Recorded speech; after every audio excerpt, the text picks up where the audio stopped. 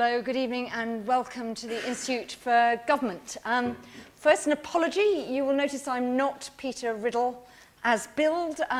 Peter, thank you. I'm going to blush now. Peter, unfortunately, can't be with us tonight, so I'm Dorota. I'm his very inadequate substitute for the evening, but that doesn't really matter because I'm not the focus for the evening.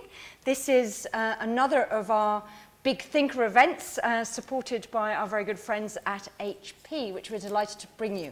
And when it comes to big thinkers, they don't come much bigger than our guest tonight, Francis Fukuyama, at Stanford University, but with an extraordinarily impressive publications record. And he's going to talk to us tonight about his new book, not out yet, not out till tomorrow. The publisher says it's not available except in the IFG lobby until tomorrow. Political Order and Political Decay, which is the second part of a sweep of political development since really the origins of human society. So Francis Fukuyama is going to speak to us for about 20-25 minutes. Then we've asked very distinguished former colleague and friend of IFG's, Sir John Holmes. John will be known to many of you. Some of you may have come to see his book launch last year, his book Politics of Humanity. John was a very distinguished diplomat, Private Secretary to Tony Blair, ambassador in Lisbon and Paris, but then went on to be the High Commissioner for Humanitarian Affairs in the UN. So John is now director of the Decay Foundation, and very many of the sorts of issues and challenges identified in Dr. Fukuyama's book are actually the sort of things that are the daily subject of discussion around the Decay table. So John's going to give some perspectives from there. Then we're going to throw it open to you to challenge, debate, discuss, and apply to your everyday tasks. And as always, we'll be over by 7:30 to give you the opportunity to buy some books, have some canapes, and continue the discussion outside.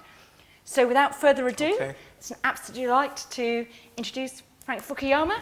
And if you want to tweet, hashtag BigThinkers, and we are live tweeting the event from at IFG Events. My colleague in the corner is tweeting away, so please tweet, retweet, and comment. Anyway, so... Okay, well, thank you. Thank you very much for that very kind introduction. I'm really delighted to be here. I met Peter Riddell at a conference last year in Salzburg that was sponsored by Paul Volcker, the former Fed chairman, who established a new organization on whose board I am that is designed to improve the quality of public service in the United States, but also around the world. And so the Institute for Government was one of the important organizations that was represented around that table. So I'm going to give a very different presentation. I've been talking my head off in the 3 days that I've been in London, but for this audience, I can take for granted many things that I can't in other audiences, and I guess in a certain way get straight to the meat of some of the issues that are raised in my book, because I think that the trendy word for what used to be called public administration is now governance. My interest in this has really focused on governance in poor countries.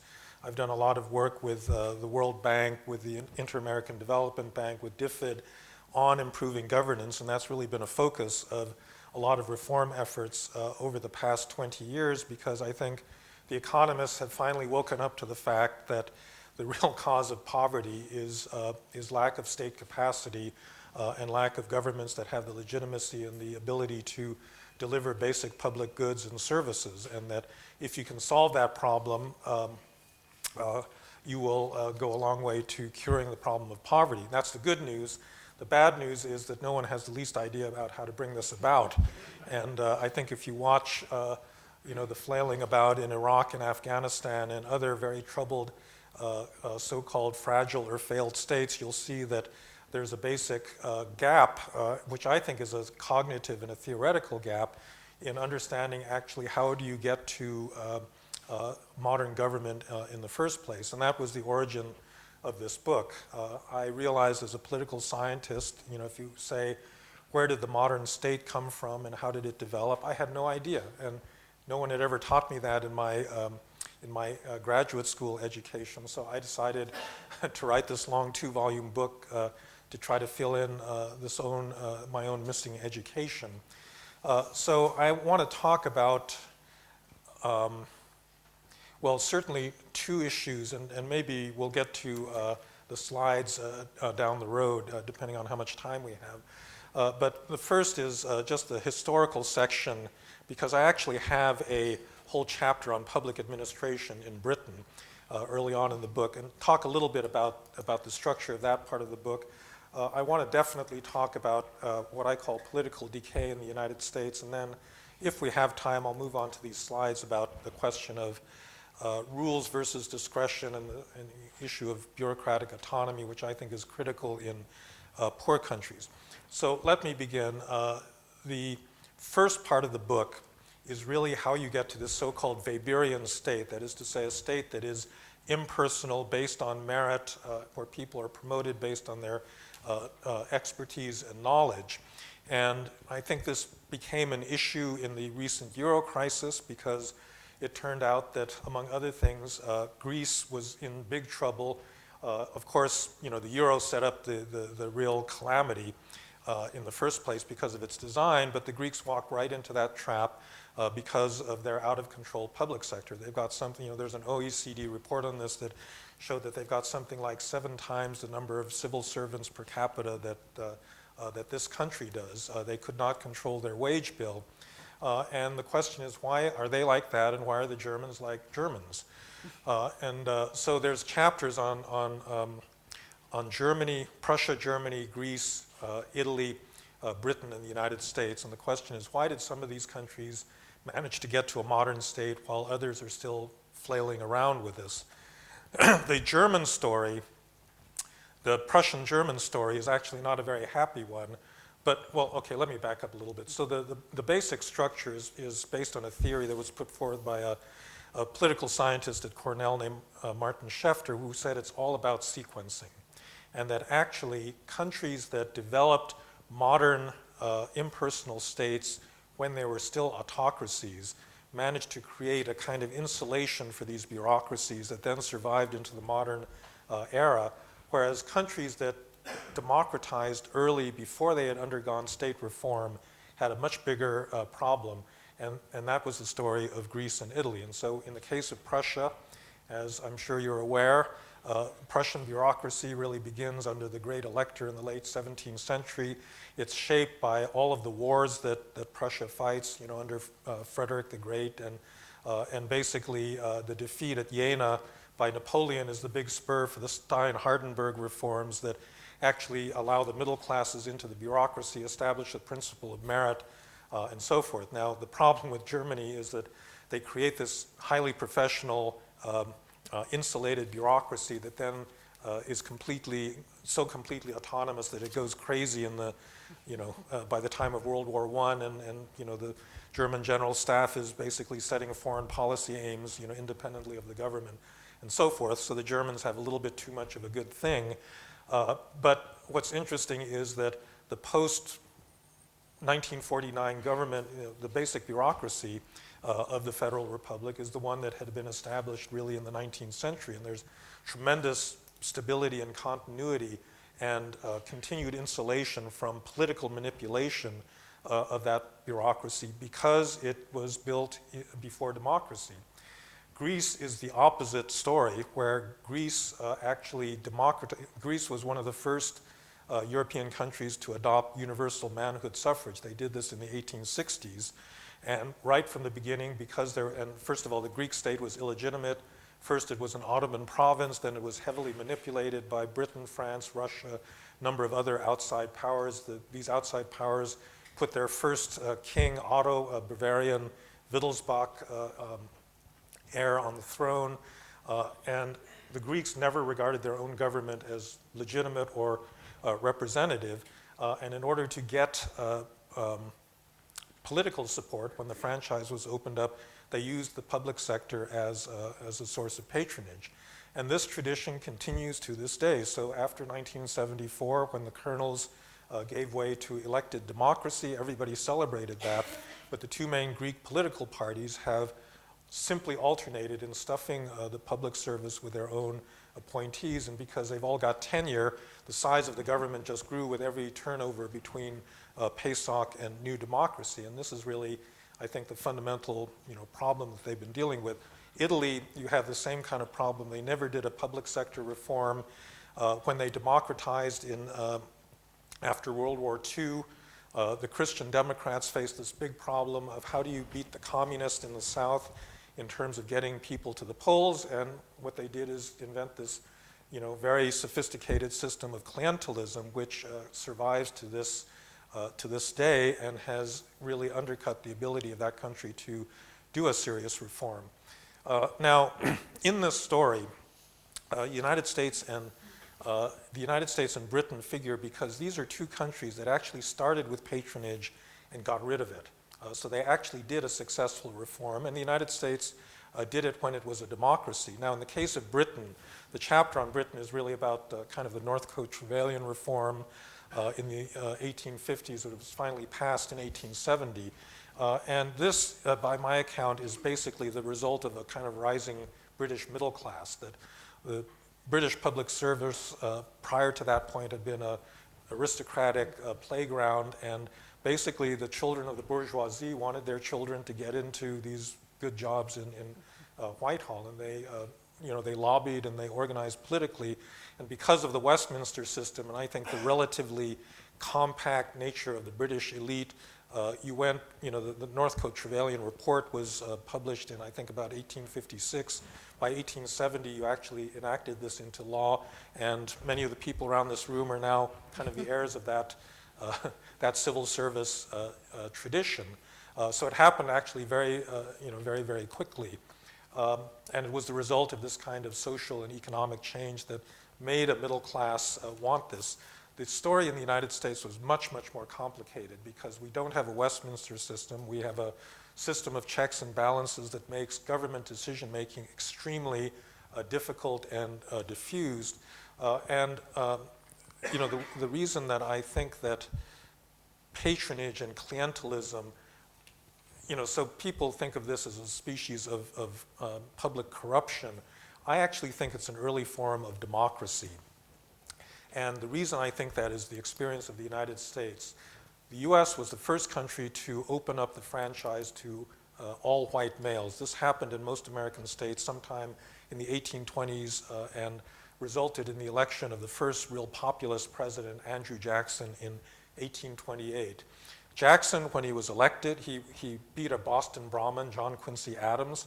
He was a frontiersman, very much so. The difference between Andrew Jackson and John Quincy Adams is very much like the difference between John Kerry and Sarah Palin today. And when Jackson was elected, he said two things. First, I won the election, so I ought to get to a point who runs the American government. They ought to be my supporters. And second, it doesn't take a genius to run the government. So any ordinary American should be able to do this. And this starts a 100-year period in which virtually every federal, state, and local office in the United States is allocated on the basis of political patronage. Some politician paying off a debt to some political supporter, and obviously leading to tremendous problems with corruption, with inefficient government and the like.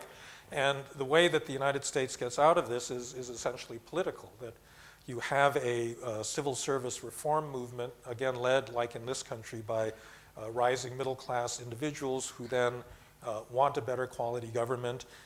They are helped by external events like the assassination of James A. Garfield in 1882 by a crazed office seeker, which so embarrasses the incumbent Congress that they actually vote for something called the Pendleton Act, which was modeled on the Northcote Trevelyan reform and creates the first civil service commission and civil service examinations and merit-based recruitment and so forth. But because this is America and not Britain, it takes the next 40 or 50 years to really truly reform the civil service, because essentially the parties don't want to give up their control over patronage, and it takes several turnovers of party administration.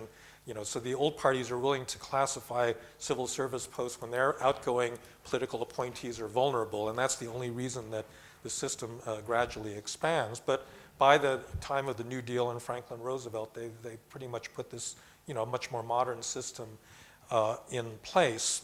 And so this is an interesting story from the standpoint of a contemporary developing country like Mexico or Pakistan or Turkey or Brazil, where, that's the nature of politics. That's the nature, or India, another great example of this, where politics is basically still a contest over who gets to staff the public sector.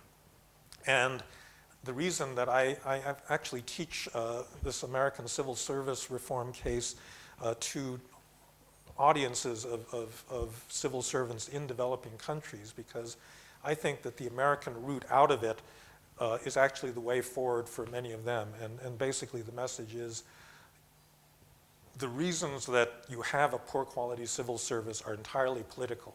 It is in the interest of politicians to be able to control personnel appointments, and they don't want to give that up.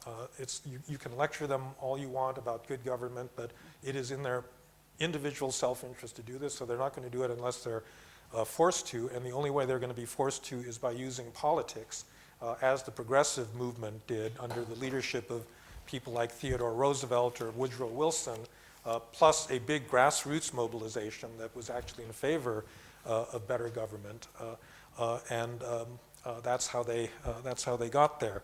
The alternative is the Prussian route, fight 300 years of continuous wars, and that's another way you can do it, but that's not something I think you'd wish on any contemporary developing country. So anyhow, that's the first part of the book. So let me just turn right now to talk about the last part of the book is on political decay and some of the problems that I see in American government. So actually, Britain, in my telling of this story, is actually a kind of good model that I'm constantly holding up to other Americans because, and it's funny because anybody that knows their own system never thinks that theirs is working all that well. But I do think that there's no generic problem of democracy or democratic governance in the contemporary West. I think a number of countries are actually very well run, so I think this country is pretty well run. I think Germany, the Netherlands, most of Scandinavia actually has pretty good quality governance. I think some countries, however, are in deep trouble. One of them is Italy, another one is Japan, and the third one is the United States. And I think the reasons in the United States, so the problems, the generic problem is really the problem of gridlock and stasis and this inability to confront, really difficult decisions. And the structure of the problem is sort of similar in these countries, but the specific causes and drivers are unique in each case. Let me just talk about the situation in the United States and why it has become so dysfunctional. So the American founding fathers created this enormously complex system of checks and balances for one reason alone, because Americans feared tyranny, essentially. They fought a revolution against George III.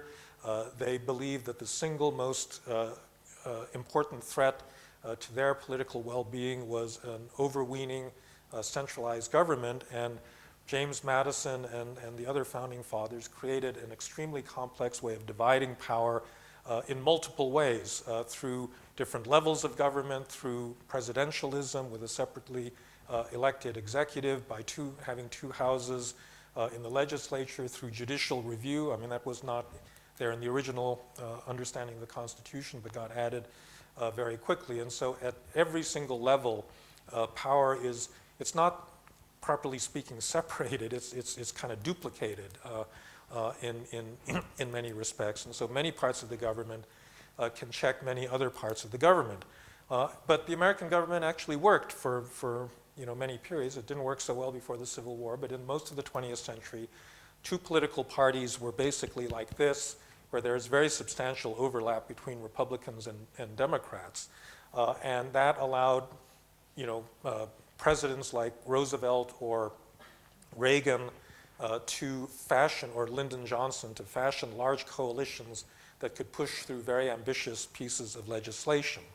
The problem now is that those two parties have split apart over the last generation, so that the most liberal Republican is now considerably more conservative than the most conservative Democrat.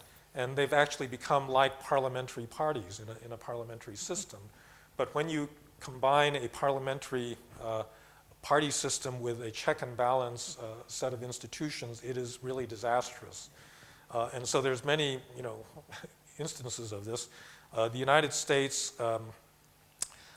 has a very strange budgeting system, which is extremely hard to explain to anyone from a parliamentary democracy. But the U.S. Congress has not passed a budget since 2008.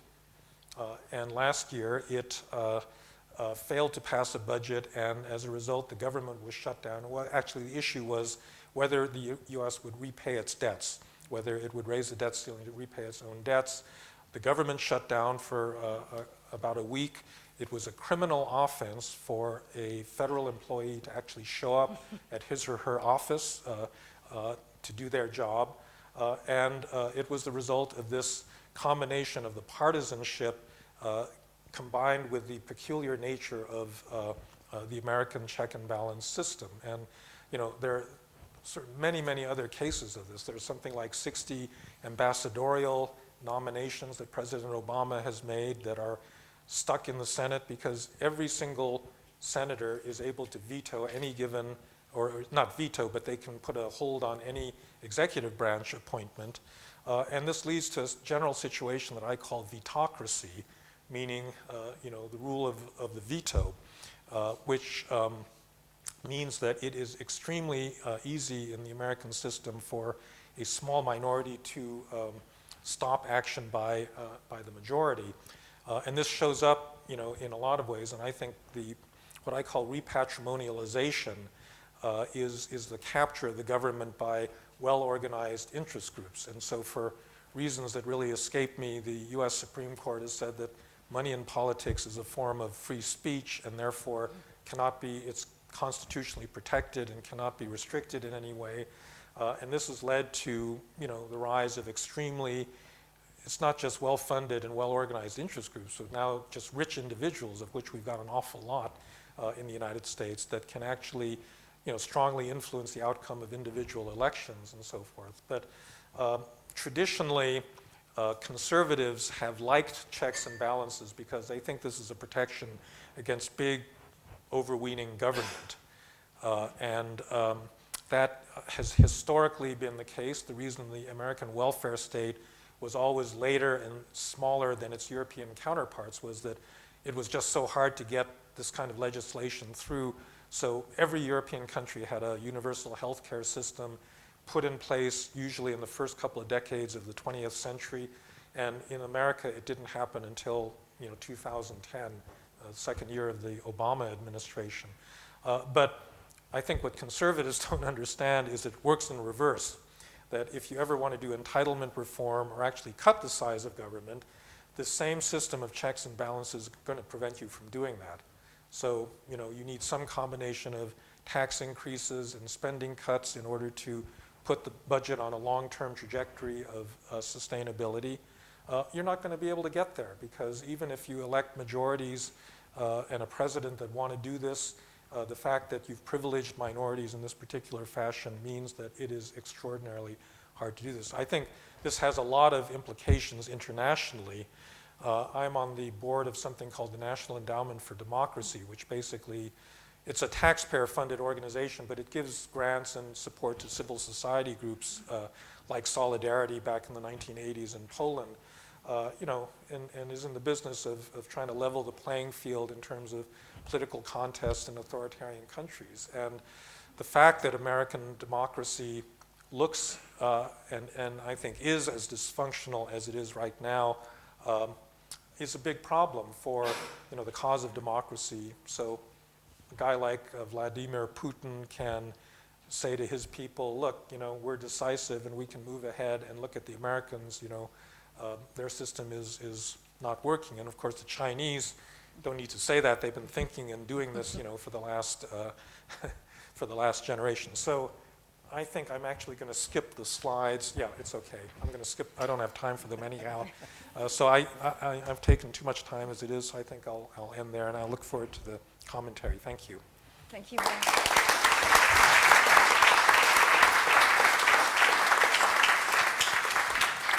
So, John, do you want to go to the lecture, or do you want happy to sit there and just do a few reflective things? Thank you very much. So let me just start with a disclaimer, because I got off a plane from Toronto this morning. So I'm suffering from jet lag, exacerbated by the fact that on the plane back I was trying to read the 600 pages of Francis's book, which I didn't entirely succeed, but I didn't do the sort of obvious cop-out, which is to read the last page and pretend I'd read the rest of it.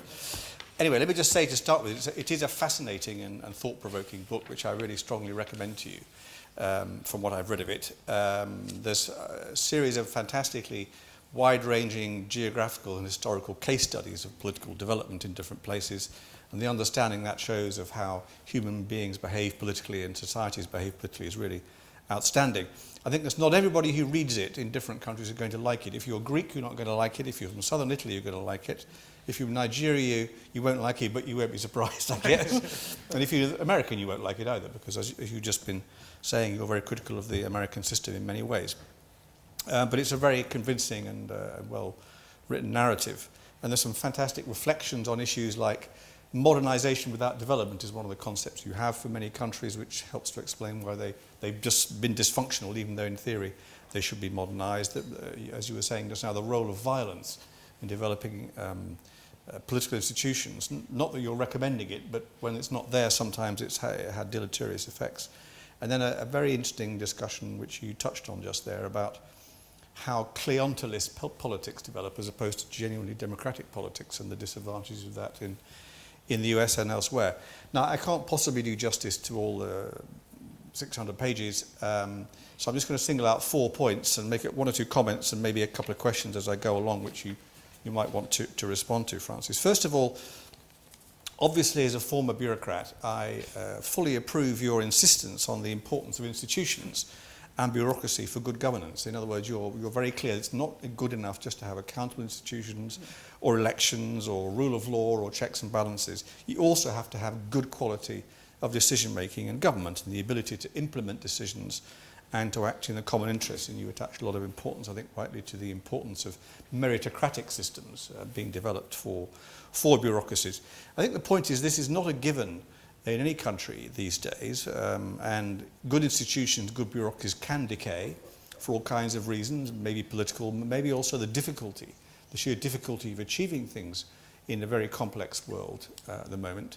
And the fact you have the social media is another factor, who are increasing scrutiny of decisions, which is probably a good thing, but perhaps also making decisions harder to implement and harder to accept, because one of the problems of lack of leadership is lack of followership. People are not prepared to accept what they're told anymore, which is in a way good, but makes it just more difficult. And there's a very interesting discussion in the book of the right level of autonomy for a bureaucracy in comparisons with different countries. I mean, that's a question in a slightly different form we're grappling with here in this question of impartiality of democracy. We don't have of the bureaucracy. We don't have a spoils system, or only a very, very minor version of it here. But there are pressures on the politicians to extend further, and so it'd be interesting to have your reflections on whether that's an important point or not. The second point that I was very interested in was the question which, again, you touched on just now, is the difficulty and the complexity and the long-term nature of state building and the parallel process of nation building. You talk about this being the product, in many cases, of objective geographical, historical conditions, but there's also human agency in this, good and bad, and sometimes luck. So you can look at the whole region, Latin America, and make generalities about it, but then there are exceptions, and you pick out Costa Rica in Latin America and on the good side, and Argentina on the even worse side. And there's also a lot of interesting discussion about colonialism's effect on the development of regions and countries. The contrast, for example, between colonialism in Africa and Latin America, where the old orders were fragile and quickly destroyed, and colonialism didn't really put anything very effective in their place. I mean, that's a big generalization, but I think that's roughly what you're saying. And then East Asia, where There were strong, in some cases anyway, strong states were there before. They survived the colonialist experience. I mean, some didn't have a colonialist experience in any meaningful way, and were able to re-emerge afterwards relatively successfully. And I think the interesting point, contrast here is between the colonial efforts to build states insofar as they were trying to do that. I mean, they had far more time. They could be far more ruthless than Western interventionists now are. They probably had less money than we have now in some ways. They didn't have the interests of the citizens at heart, perhaps in the way that we at least we think we do now.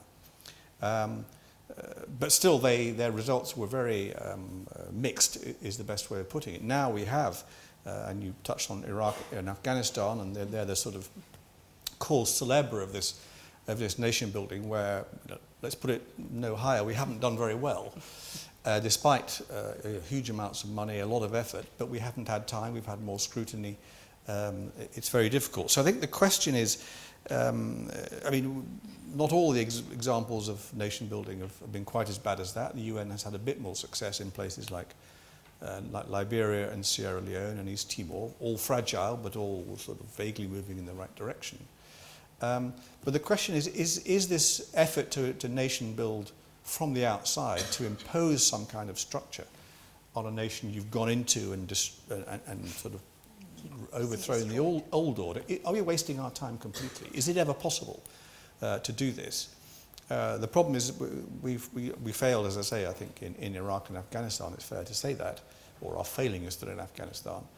So we decided to do something different in Libya. We sort of threw over the old order and left it to the Libyans to sort out the rest. Well, the result has been potentially, possibly even worse. And of course, Syria is another example of that in a way, and we're back in Iraq now. So, this is a crucial issue for today's policymakers. As I say, are we wasting our time with this kind of effort to build states with some kind of system that we're trying to put in from the outside?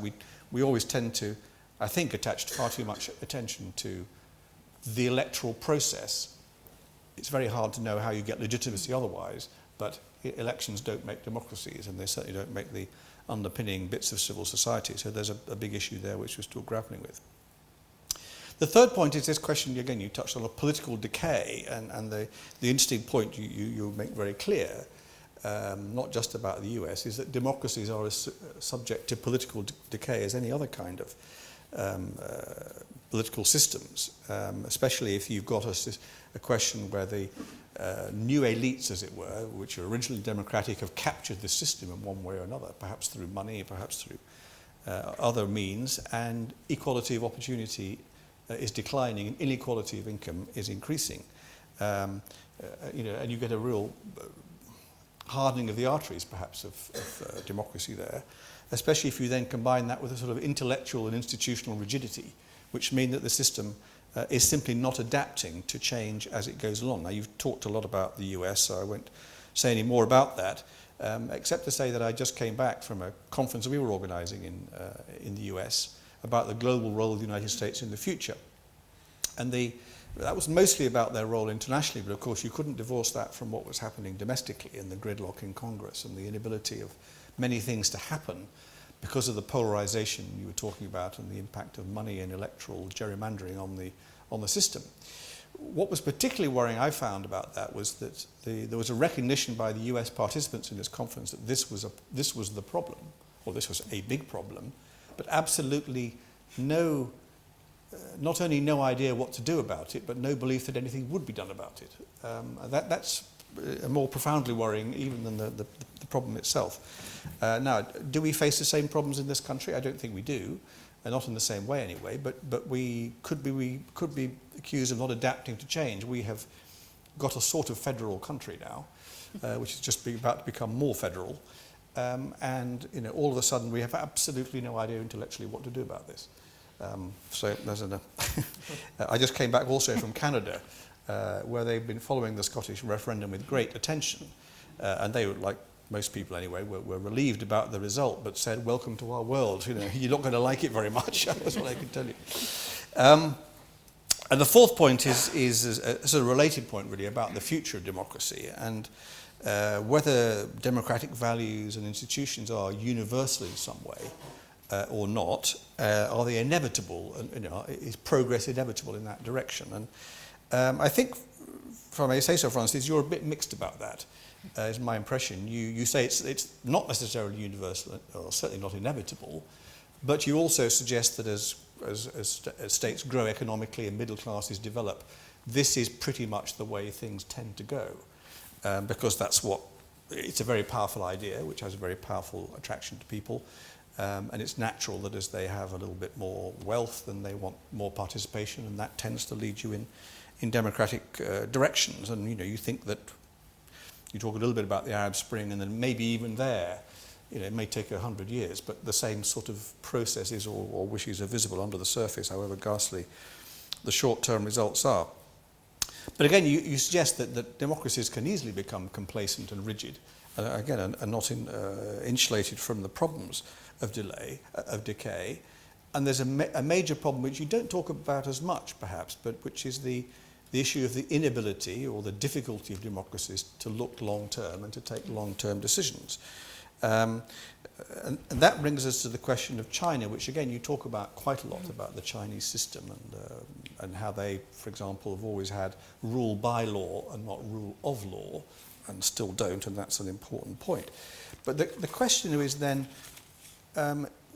which is not a new one obviously, but is China inevitably going to move in the direction over time of some more recognisably to us, democratic system with elections and accountability and the rule of law, because of the power of the idea and the growth of the middle class, and the ability to see what's happening elsewhere in the world, not least in Taiwan, for example, and perhaps because at a certain stage there'll be some sort of crisis through slowing of economic growth.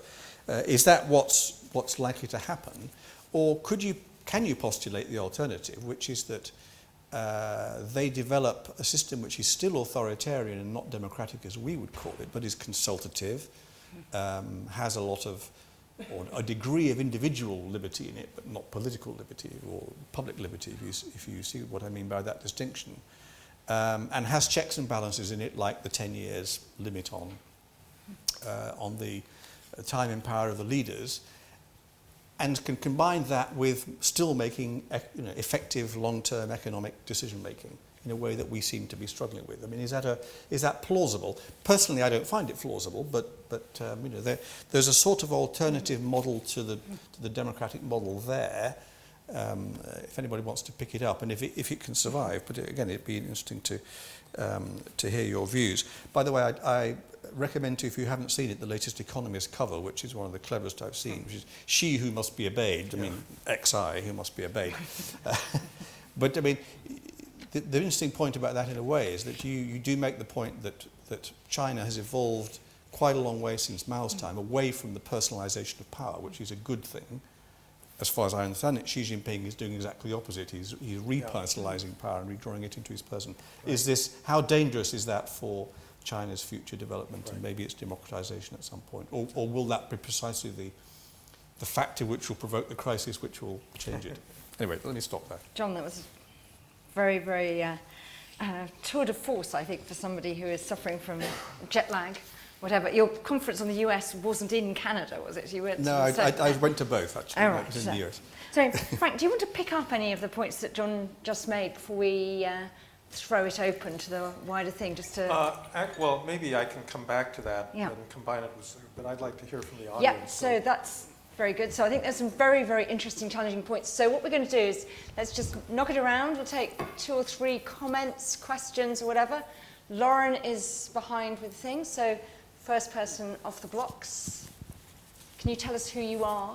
And Sure. Any civil servants here, remember, this is going to be on a video, so don't say anything you will regret later. I'm Ian Mulhern from Oxford Economics. I'm not a civil servant, although I used to be one. I was very pleased to hear that you said that the British system is a reasonably good model and a reasonably good workforce model, because it seems like that's a kind of dying view in the UK at the moment. So I wanted to bring you back to the kind of relatively parochial discussion of the British Isles and the Scottish referendum, because it's of course not just the Scotland issue that's been sort of unleashed here. It's the whole centrifugal force of localism. And I wonder what you thought about the potential for that to create a shock to the whole British system, where you localise a lot of tax raising, fiscal powers and spending powers. You perhaps thin out the bureaucracy because of the costs. You perhaps make it less capable and competent. You perhaps make it less accountable because of the loss of national media attention, etc. All of these things to me seem like big risks, and the chance that you will lose all the things that keep your bureaucracy high quality, independent, impartial could go by the wayside. And that seems to me to be a very big risk of the localisation agenda, which has a huge head of steam up about it now in the wake of that referendum. So I'd be interested to know what your thoughts are on that. That's quite interesting in that connection, that one of your images is this image of the need to get to Denmark. Yeah. And we hear quite a lot about Scandinavians here. We're all great fans of Borgen, required viewing in the Institute for Government. We're just wondering, and clearly Scotland aspired to get to Denmark. One of the interesting things about there, which sort of slightly counters Ian's point, is does scale matter in terms of some of the things that you talk about trust and transparency and sort of connection to citizens, which is some of the arguments for smaller scale government and less remote government. So just wonder where you came on that argument between Ian and the Danish paradigm. Well, yeah, I mean, in terms of that last point, I mean, just empirically, there's a very strong connection between quality of government, correlation between quality of government and size. So all of the models that everybody points to, Denmark, you know, Singapore, so forth, they're all relatively small. The only one that's a little bit complicated is China, because if you actually believe that China is relatively well governed, how do you explain that they're doing it in such a large country? But I do think that that helps a lot. So on this question of moving to a more federal system, you know, the World Bank and other institutions have been pushing this on a lot of developing countries over the past generation. And I think the experience of that really points to a lot of dangers, because if you don't design that system properly, you can get these imbalances in, you know, between responsibility and capacity that can be really disastrous. I mean, the typical thing is, you know, in Bolivia, Peru, they've tried this, and you devolve powers, and then basically it just becomes a sink of corruption because the local authorities don't have, you know, they just don't have the capacity to actually budget and do things properly. Or you get something like Argentina, where you don't actually have local fiscal authority, but you devolve responsibilities to cover, you know, various responsibilities. And so I think that before anyone gets into this kind of an exercise, they really need to slow down and think about this. The principle, I think, is a good one, because I think actually the closer you move government to the people that it ultimately serves, the better, in terms of responsiveness and accountability and local knowledge. And so the theory of it is correct, but the practice of it really depends on the very specific design criteria. So Ian, do you want to come back at that? You've still got the microphone. Yeah, I just wanted to come back to the extent that I don't think it's a challenge about size versus, you know, I'm not saying small is bad. I'm saying it's the risk of moving too small from big that creates the big risk, because you're taking a system that works, you're breaking it up, and you're raising the possibility that you're still going to have a national media and all these other things, whereas in Denmark that's all at the national level and it's all small. So you're creating the risk that you undo all the things that keep the centralised system on track at the moment. So I definitely agree with what Francis said about the move to that. I'm slightly sceptical on the power closer to the people thing, because unless there are substantive cultural differences, as perhaps with Scotland and England or Wales and Northern Ireland, where there seems to be more justification, the idea that the Northwest and the Northeast are sufficiently culturally different to kind of warrant that power closer to the people, in either situation, the probability that your vote is going to change the outcome of the election is negligible in both cases. So in what sense is it really closer to the people? I think the gains are massively outweighed by the risks. Rather good comment from John Mader somewhere, that if the answer to your question is more politicians, you're asking the wrong question. That does seem to be the result of whenever the people are asked whether they want any of these alternatives with more politicians. More questions? Yes, we'll come here and then here. Yeah, Andrew. Dr. Fukuyama, thank you very much for that. Andrew Khan, a governor of the Institute here. Can I take you back to China? I work quite closely with Chinese companies, some Chinese companies, and I've worked with the Chinese government. What I'm struck with is that there's certainly a strand of opinion, a very strong strand of opinion in China, which believes that it has found a better way of governing than in the West. And there are many, many Chinese who see America and indeed Europe as flawed and declining. And they talk about democracy with Chinese characteristics, market economy with Chinese characteristics, and so on, and would argue that the Chinese form of democracy, it's not democratic as we see it, but it's democratic in the sense that groups and individuals have ways of making their views felt, and that is filtered through system. And I mean, China actually has now moved to a position of wanting to create its own global institutions and not accept sort of Western approaches to things. How far, I mean, I think in China there's also a fear that they perhaps are wrong about this and that it's a very, very fragile state. Mm-hmm. What's your interpretation? I mean, do you see China as having created the first effective centrally planned state which has managed to find a way of having a successful state with a different form of democracy, or do you see it actually as a very fragile place which is going to probably keel over and will only get to, through a crisis to some other form of governance? Yeah. Well, this kind of responds to the questions that you were raising. I'm much closer to the latter interpretation. So I will credit the Chinese with, with having an extremely decisive political system. So compared to, let's say, Indian democracy, if they want to do an infrastructure project, they kind of snap their fingers and it's, it's done.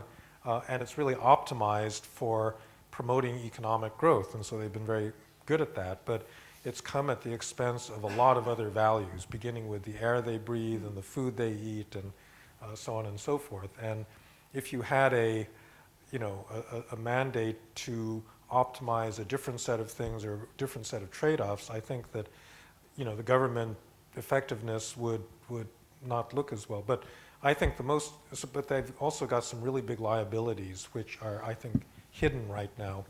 The most important one is the problem that the Chinese themselves identify as the bad emperor problem. So if you have a good emperor with no checks and balances, a very strong government, you can do things quickly and effectively for the public good. And Deng Xiaoping was like that. You could not imagine a Western country that could undertake the kinds of reforms that he did with the speed that he did them, given interest groups, rule of law, all of these constraints on decision making. He was a good emperor, I think, relatively speaking, so the system did well. But the problem with not having any procedural constraints in the system is there's nothing to protect you from a bad emperor. And they've had some really, really bad emperors. I think the last one was Mao Zedong, which I think most Chinese that lived through the Cultural Revolution would be perfectly, they'll tell you quietly but firmly that, yeah, he was a bad emperor. And this is, I think, the contradiction with Xi right now, that he is amassing personal power on an unprecedented scale, since Deng Xiaoping or maybe even since Mao. And nobody knows whether he's going to be a good emperor or a bad emperor. Everybody hopes that he'll be the good emperor that will liberalize the economy and bring about, even political reform once he is in a position to do this. But, it's if they're wrong about this, then they're really in trouble, because he'll be a bad emperor and, will be able to exercise kind of dictatorship that is really quite unprecedented in any rule of law democracy. So I think that's the fundamental Achilles heel of that system, as well as corruption, because I think what he's doing is actually not going after corruption. He's basically cementing his power base right now. So John, do you want to come in? No, I agree, and I think the corruption clearly is a massive problem, which they talk about a lot. But as you say, the attacks are on individuals who are in the way politically, so you don't really have any confidence that the overall corruption problem is going to be tackled. I mean, I also think that I don't think that Chinese people are any different from any other people. Why would they be, particularly? So in the end, they will want that kind of degree of participation and choice and so on that everybody else wants when they have the chance. They haven't had the chance yet, and they're getting rich, so it's okay. It won't always be like that, because growth rates will not be even 7% forever. There's all sorts of factors which may prevent that, the middle income trap, whatever you want to call it. There will be issues there. I mean, the Chinese have dealt very well with all these issues so far. They have some massive issues about imbalances in the country and so on. They've dealt very well with them, but can they go on doing that and satisfy everybody without more checks and balances in the system, more accountability, more rule of law, more possibility to protect yourself from abuse of power? I'm not sure. Can I just come back on one point? I don't disagree at all with what you say.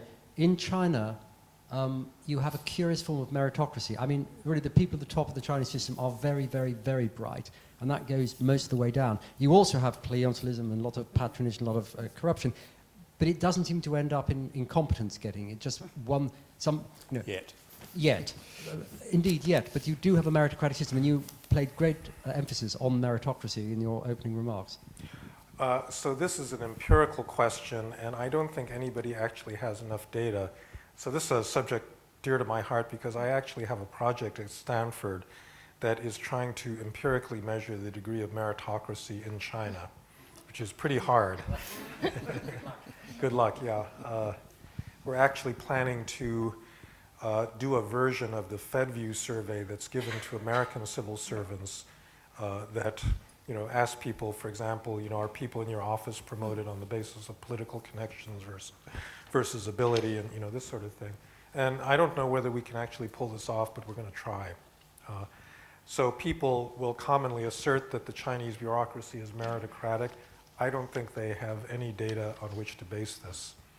And it would be nice to have data, so hopefully, inshallah, we will have some, down the road.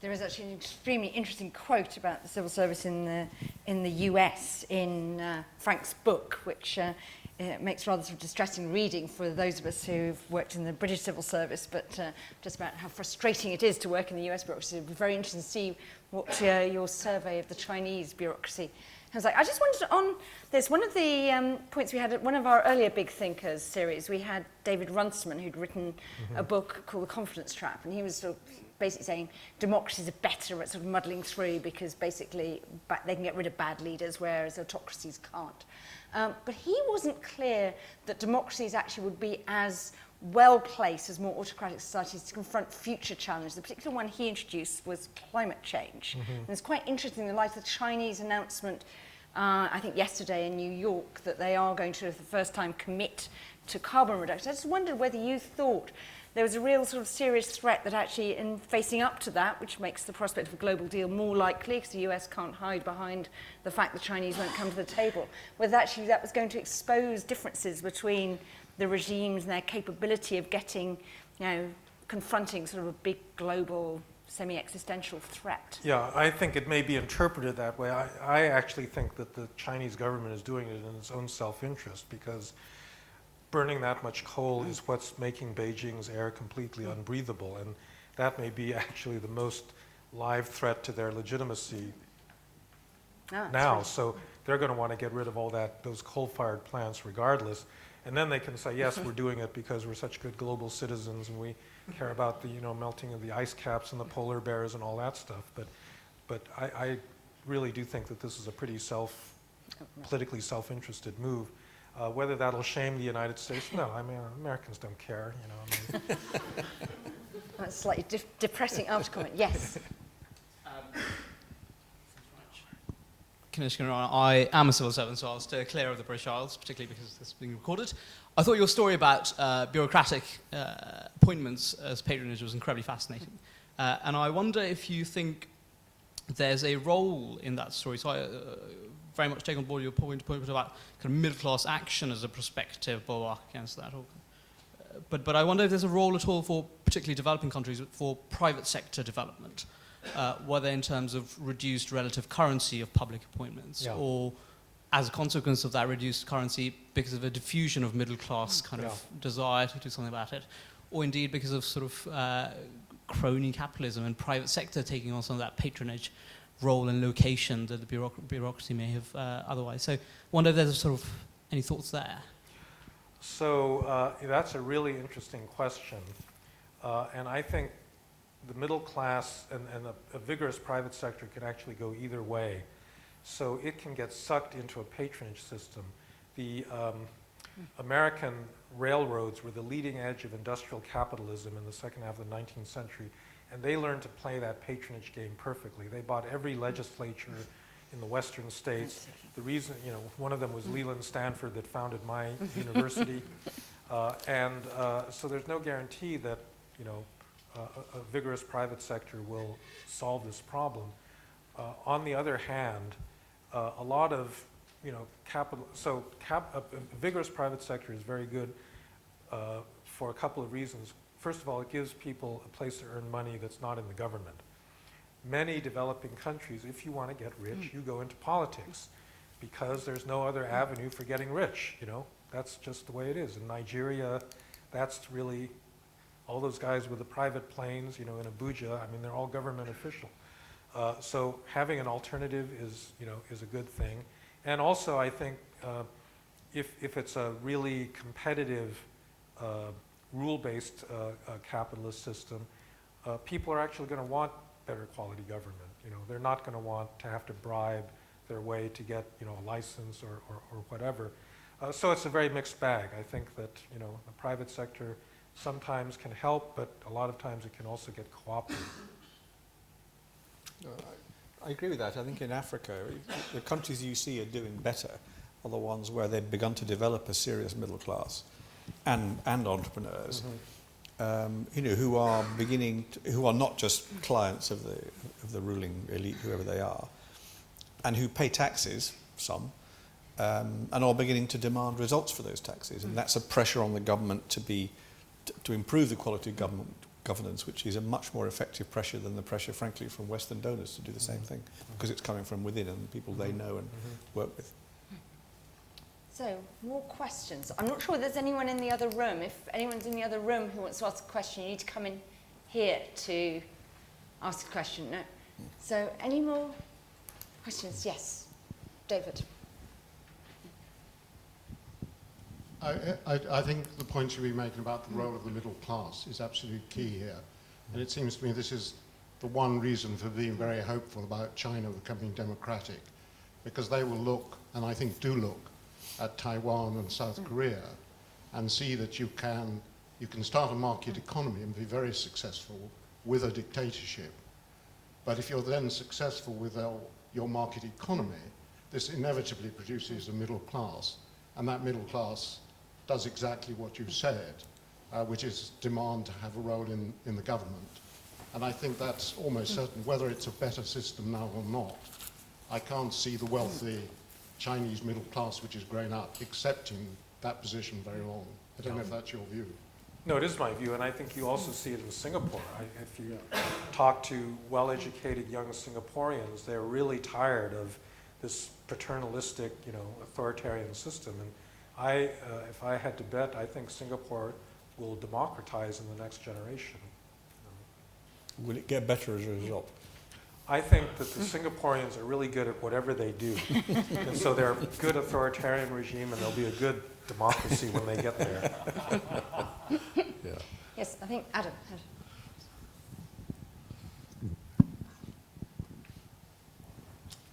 Hi, good evening. Adam Sharples, former civil servant. There was a hint in what you were saying earlier, in your earlier analysis, that too much democracy too soon can give you a headache. What advice would you give to foreign policymakers considering how best to deal with a brutal dictatorship? What advice would you give about achieving a transition from dictatorship to effective democracy? Well, so my teacher, Samuel Huntington, had a very clear opinion about this. He wrote a book called Political Order in Changing Societies, which my book is actually an attempt to revise and update back in 1968. And he said, he was the author of something called the authoritarian transition. He said, before you can limit power, you have to create power, and therefore, you go through an authoritarian phase, you bring in rule of law, and do democracy last. So there's a clear sequencing. And, that's actually what's happened in South Korea, Taiwan, Japan, quite a number of countries that have modernized successfully. However, I think that is not a general strategic rule for how to develop. Because first of all, most political actors, there's no God that can say, okay, you're going to have rule of law first before you have democratic elections. Most countries, you have this desperate need for legitimacy, and that's why people have elections early. Because in Iraq, for example, after the invasion, there were no legitimate political actors out there. And if you didn't have elections, this appointed council, they had no standing among the Iraqi people and so forth. And so actually doing sequencing is not something that, most people can actually pull off. And so you're going to have to try to do a lot of those things, I think, simultaneously. And then I don't want to overstate the degree of tension between democracy and the exercise of authority, because actually, in some cases, they're mutually supportive. And you see this the most clearly in policing, that you don't get effective policing by just exercising, a hard fist, mano duro. You have to have community buy-in if the police are going to operate effectively. And to do that, they actually have to be responsive to community needs. And so that's a case where actually democracy and the exercise of strong authority in the security sector are actually mutually complementary sorts of things. So for all those reasons, it's fine that South Korea and Taiwan did this. I probably wouldn't have tried to seriously, if you could go back in history and undo that, I'm not sure that I would want to. But I don't think it's also a necessarily good model for every country to follow. And if we're trying to do it from the outside, as I said, I think we've been too much attached to votes as if votes solve anything. But how else would you create legitimacy? You can't really just take over and then hand power to a dictator, because he wouldn't have any legitimacy at all. In Afghanistan, you could have been much more cynical and said, let's forget all this central democracy nonsense, it's never going to work, which would have been right, actually. But anyway, and just give power to the warlords and work with them. But most of them are war criminals. It's very, very hard to do that when you're actually there. So there's no simple answer to that question. And you just have to recognise, I think, that the election is the beginning of the process, not the end of it. I seem to regard it as the end of it sometimes. Do you think we have too much of a sort of simplistic view of election? I always thought it was quite interesting to contrast the quite tortuous process we went through in Northern Ireland of taking it back under Westminster and then constructing agreements, constructing these amazingly delicately balanced cabinets and things like that, with a sort of view that we had that the elections were the sort of answer in countries with sort of much less developed polities than even Northern Ireland. I sort of wonder whether we sort of extrapolated enough from our own. Agnes, you were involved there in recreating. That was all absolutely brilliant, yeah. John was, of course, one of the advisors to Tony Blair on the Good Friday Agreement. But anyway, yes, you've got some more questions. Ulrike. Ulrike Hothop from DEFRA. I have two very short questions, if I may. One is, how would you judge the political apathy that we are observing, not in the Scottish referendum, but in general elections, the low turnouts, etc.? How do you judge that in the decay or potential for decay? And the second question, you talk a lot about how one should do things. What is the role of spontaneous order in all these processes? Do you mean low turnout in what elections? In general elections. So our general election turnout's around sort of 60+% in the UK, but anything else, subnational elections. So we've all had this experience of discovering that you can actually get 97% of people to register to vote and 85% of them will go out and vote, which was Scotland last week. But generally in general elections we get about 65%, it's been going down. In local elections, we're lucky if we get sort of 30%. And in elections we've introduced recently, things called police and crime commissioners, we've been getting 15%. So. Yeah, so I'm not sure that this is political decay. Turnout levels in American elections have been really low for the last century. And a lot of times it's a reflection of the fact that there's nothing important in stake. And the reason that you got this high turnout in Scotland is people thought it actually mattered, so they had a motive to go to the polls. But in many local contests, there's no difference between the candidates, and they're not able to promise very much in any case. So why take out all that time to go vote? So I'm not sure that that's necessarily a sign of dysfunction. And in any event, you could do like the Australians and just make voting compulsory if you think that this is a really big problem. And your second point?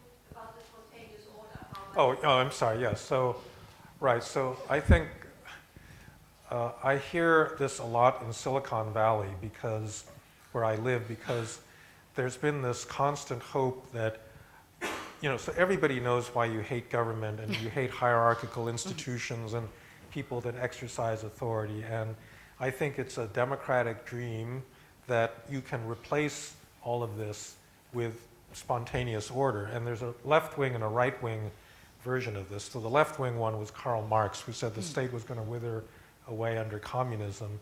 And the right-wing one is this libertarian view that, you can somehow organize society without having to have government. And I think that happens, and that spontaneous order, civil society, private organizations are incredibly important to the functioning of a modern democratic political system. But there are limits to spontaneous order. There are just certain functions that governments have to perform that networks and other voluntary associations just can't. For instance, Lehman Brothers collapses and you got to flood the markets with lots of liquidity. A network can't do that. I mean, you can't spontaneously generate the power to do something like that. So it kind of depends. There are many things that collectively we need to have done that you can do spontaneously, but there's others where, unfortunately, you still need these big lumbering hierarchies. Thank you. David Warren, a retired diplomat. I wonder if you could say something about the role of politicians overseeing the governance structures that you have described, and how we get better politicians. And I mean by better politicians, not just politicians who are not corrupt, but politicians who are better at overseeing, at managing complex projects, better at taking difficult decisions, and taking them in what is an increasingly demanding and complex public space where difficult choices have to be negotiated with very complex constituencies of people who are affected by them. Well, I have to say, I have no idea. I think this is a constant complaint in virtually every country. I mean, the politicians are the root of all evil in most political systems because they make, impossible demands of the bureaucracy. They promise too much, and they're always disappointing citizen expectations. But I don't, know of a system by which you can, other than, in a certain sense, restricting the scope of political intervention. I guess the one thing you don't want a politician to do is to, this actually gets to the slides that I didn't show you, which has to do with bureaucratic autonomy, that a democratic politician can control the government in good ways and bad ways. And I think actually corporate governance is a model for how that operates, that the politician ought to issue broad mandates and then delegate a sufficient degree of authority to the government to actually carry out those mandates according to the good judgment of professional bureaucrats. And the constant temptation of politicians is to micromanage that process. Worst form of micromanagement is where they appoint the staff, itself. That's what the patronage system was about. But, you can also do it through multiplying rules. That's what drives people crazy about bureaucracies, is that they've got mindless rules that are imposed by some politician because they don't trust the bureaucrats to make good decisions on their own. And so I think it's not the question of getting a better class of politicians, but getting to a system where the politicians are actually willing to delegate the right degree of authority that is the key to making the system work better. So I'm very interested in this point. Some of the work I've been doing in the Institute's been on arm's length bodies, which is one of our sort of rather recurrent themes. And in the UK, we sort of yo-yo around on arm's length bodies. So a politician who needs to gain public trust says, this is good, I'm going to put this function at arm's length of government, I'm going to distance it from politics, we will put some experts in charge, we will do that, and so you go for your bureaucratic autonomy. But then as things evolve, maybe that body, I think you've got a brilliant example here of the US Forest Service, which is a really fascinating case study on arm's length bodies sort of developing way. The body develops a bit of a life of its own, it creates some functions, stuff like that. Then you have another wave. Government says there are all these unelected, unaccountable arm's length bodies who are doing all these things driven by bureaucratic agendas. They're unaccountable. I need political control, so I'm going to sort of bring them back in. So rather than being a stable, nice equilibrium between government and its arm's length bodies, we go sort of out and then in. So it's more like a sort of rowing sort of thing, or whatever. And then we knock a few off the table because, that suits the agenda. I just wonder whether you've come across anyone who's actually maintained a sort of longer-term, stable and sensible relationship between, this autonomy, democratic accountability tension that's quite a big theme of your book. Probably in U.S. government, the one bureaucracy that has probably been given the right amount of autonomy is the military, at least in operations, because that's an area where politicians over time have really learned, that they don't really belong in military promotions or imposing, strategic doctrines and this sort of thing. And I don't think there's been necessarily that yo-yoing effect, but I do think that, it's possible that the yo-yo thing is a kind of, or the rowing thing is actually kind of a necessary process you have to go through. If you think about corporate governance, many corporations delegate authority, they flatten their structures and so forth, and then they get in trouble. They delegate too much authority, and then all of a sudden corporate headquarters gathers all that authority back, and then they make the opposite mistake of, too centralized management, and then they decentralize again, and they kind of go back and forth in cycles. And it could be that in a good organization, there's actually no optimal point, that it kind of depends on the environment, and that you actually have to continually adjust the degree of autonomy and delegation.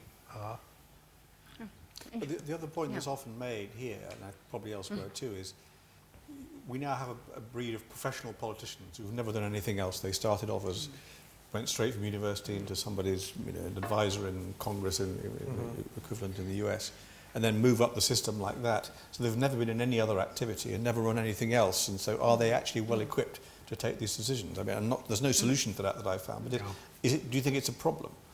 I think it is a problem, yeah.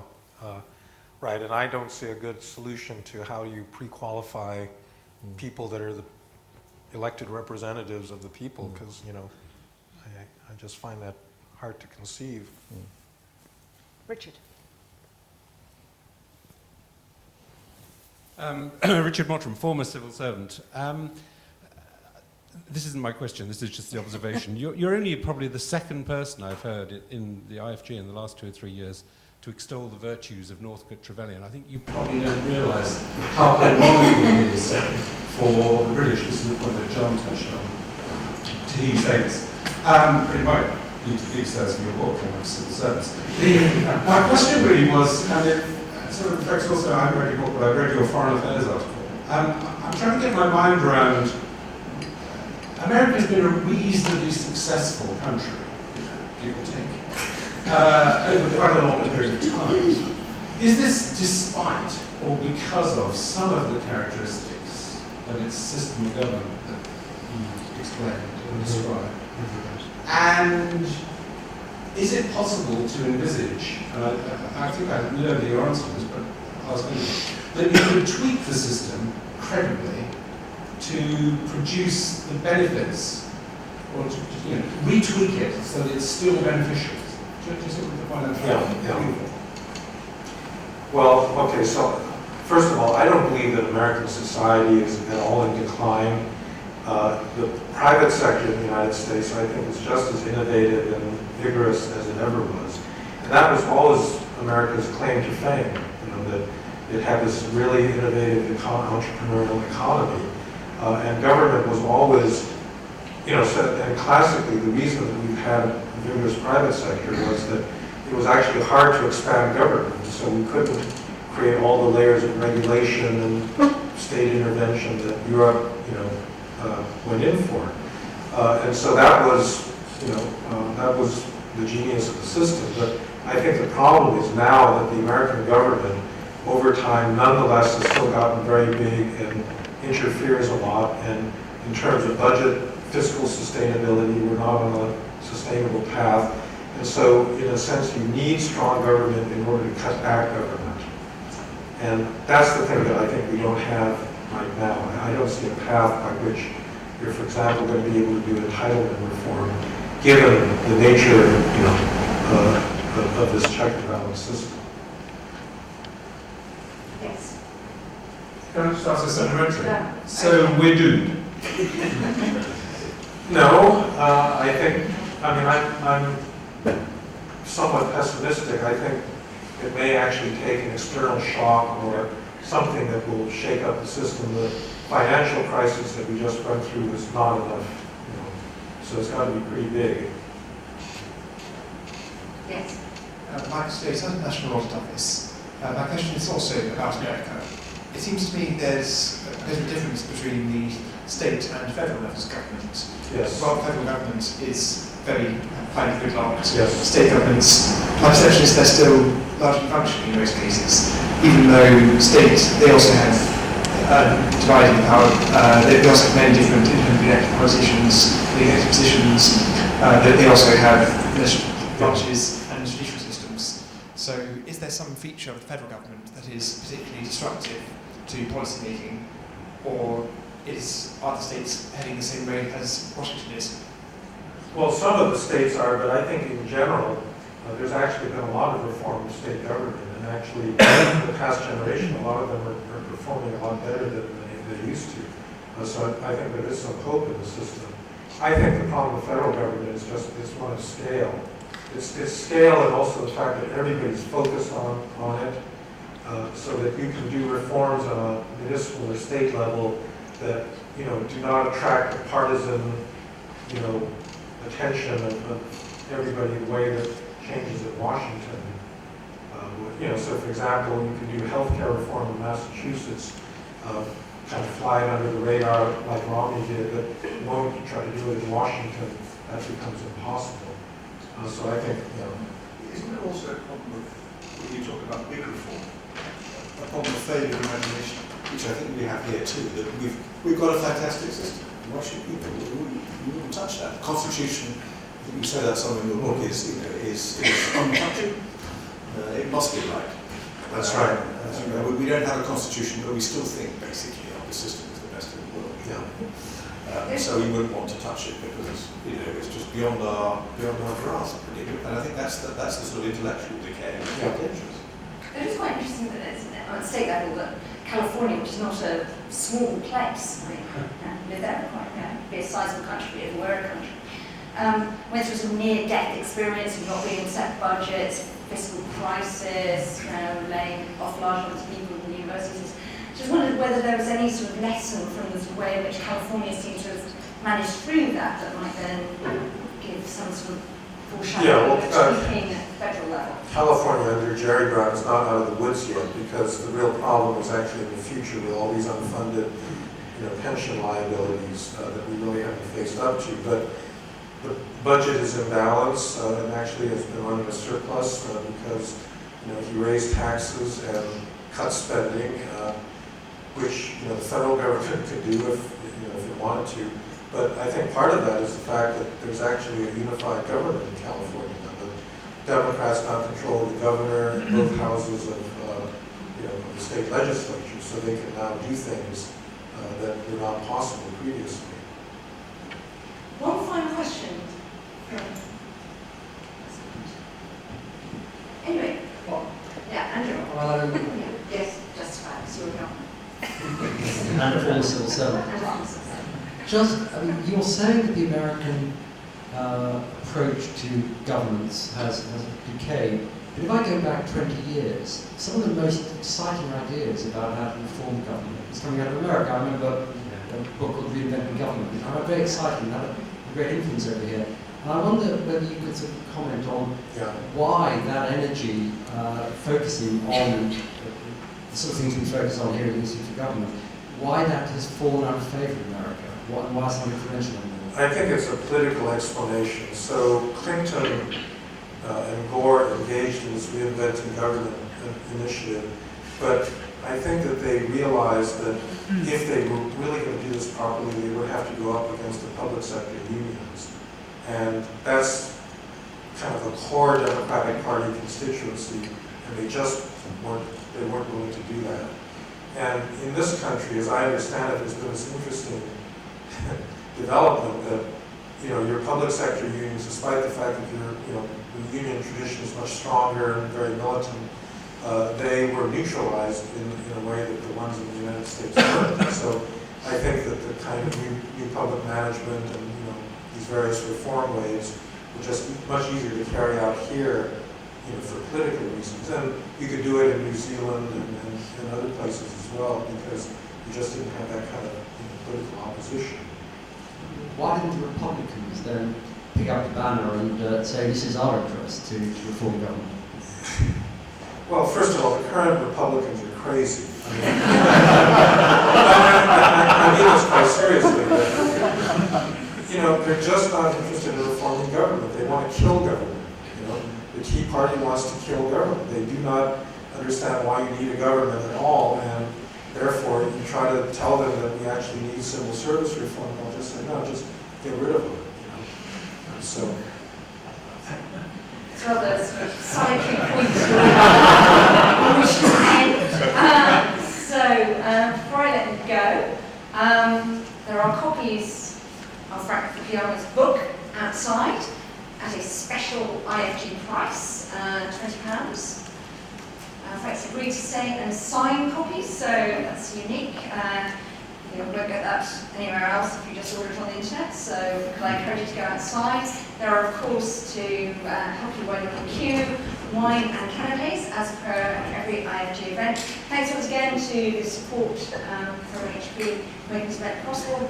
But thank you particularly Frank Fukuyama and John Holmes for giving us.